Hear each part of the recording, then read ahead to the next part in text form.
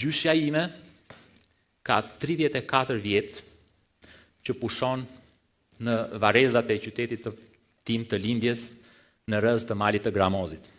Unë përpiqem të shkoj sa më shpesh për të kujdesur për të parë nëse çdo gjë është në rregull dhe shikoj që në vareza ato janë shtuar. Edhe kur kaloj mes rreshtave, lexoj dhe emra njerëzish që i kam njohur, që kam folur me ta, një mësues, një doktor, i kam njohur, më kanë shëruar. Tani pushojnë atje. Edhe ka dhe plot besimtar. Dhe erën e fundit që isha, mendova këtë gjë. Jo të gjithë këtu janë të vdekur.